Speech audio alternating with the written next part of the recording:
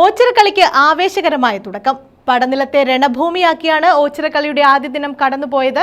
കളരിപൂജ, ആയുധപൂജ എന്നിവയ്ക്ക് ശേഷമാണ് യോദ്ധാക്കൾ പരബ്രഹ്മഭൂമിയിലെത്തിയത്.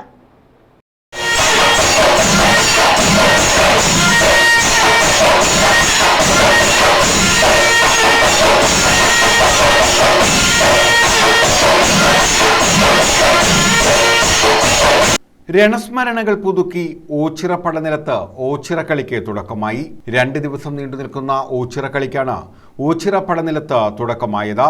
കഴിഞ്ഞ ദിവസം കളരികളിൽ ആചാരങ്ങളോടെ കളരിപൂജയും ആയുധപൂജയും കാഴ്ചക്കളിയും നടത്തി.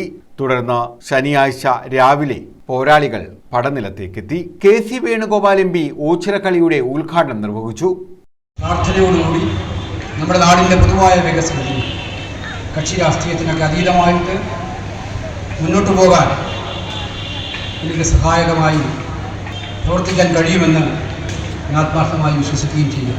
കേവലം ക്ഷേത്രമെന്നതിനപ്പുറത്തായി വിശ്വാസ സമൂഹത്തിന് കരുത്ത് പകരുകയും മാനവരാശിക്കാകമാനം ഒരുമയുടെ സന്ദേശം പകർന്നു കൊടുക്കുകയും ചെയ്യുന്ന നന്മയുടെ ഏറ്റവും വലിയ പ്രഭവ കേന്ദ്രമാണ് ഈ മഹാക്ഷേത്രവും അങ്കണവും എന്ന് നമുക്കെല്ലാവർക്കും അറിയാം. ക്ഷേത്രഭരണസമിതി പ്രസിഡന്റ് G. സത്യൻ പതാക ഉയർത്തി.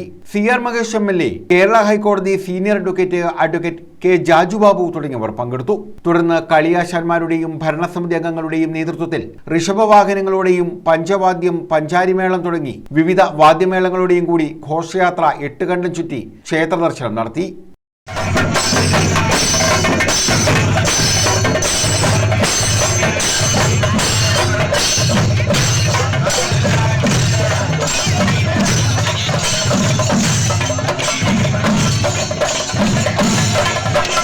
കരകളി കഴിഞ്ഞ് ക്ഷേത്രഭരണസമിതി അംഗങ്ങളും കരനാഥന്മാരും കരപറഞ്ഞ് ഹസ്തദാനം ചെയ്ത ശേഷം കളിയോദ്ധാക്കൾ 8 കണ്ടത്തിലേക്ക് ഇറങ്ങി.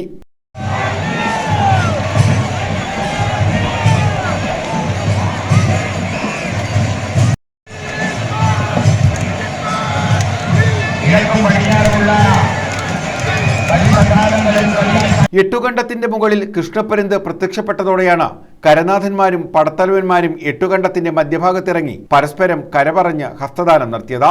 തുടർന്നാണ് യോദ്ധാക്കൾ 8 കണ്ടത്തിലിറങ്ങി അംഗം കുറിച്ചത്. നേർക്കുനേർ പോരാളികൾ അംഗം കുറിച്ചു.